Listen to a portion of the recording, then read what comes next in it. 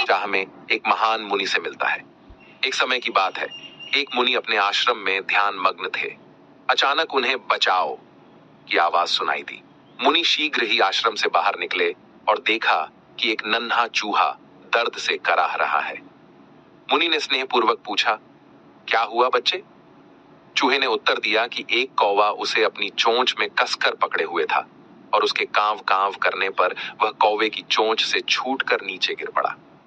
परमात्मा की कृपा से मेरी जान बच गई, चूहे ने कहा। मुनि के हृदय में चूहे के प्रति करुणा जागी। उन्होंने सोचा, इसे बिल्ली बना देना चाहिए ताकि इसे पक्षियों का भय ना रहे।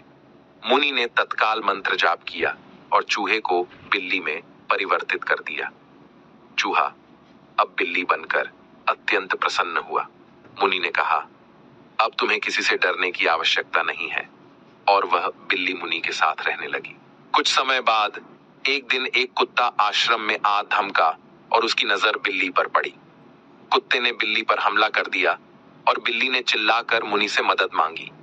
मुनि ने देखा कि कुत्ता बिल्ली को परेशान कर रहा है, तो उन्होंने फिर मंत्र जाप किया और बिल्ली को कुत्ता बना दिया। अब कुत्ता बनकर वह इतना खुश हो गया कि उसकी खुशी का पारावार न रहा। एक चूहे से बिल्ली और फिर बिल्ली से कुत्ता बन जाने की उसकी यात्रा अद्भुत रही। लेकिन समय के साथ उसमें लालच का भाव जागृत हो गया। उसने सोचा, क्यों न मैं एक शेर बन जाऊं, फिर तो कोई भी मुझसे नहीं डरेगा और मैं सभी पर राज करूंगा। वह मुनि के पास गया और निवेदन किया, हे गुरुदेव, कृपया मुझे शेर बना दीजिए। मुनि ने उसकी बात सुनी और दया के भाव से उसे कुत्ते से शेर में परिवर्तित कर दिया।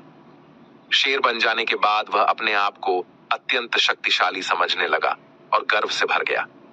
उसके मन में अब लालच के साथ साथ अहंकार भी जागृत हो गया।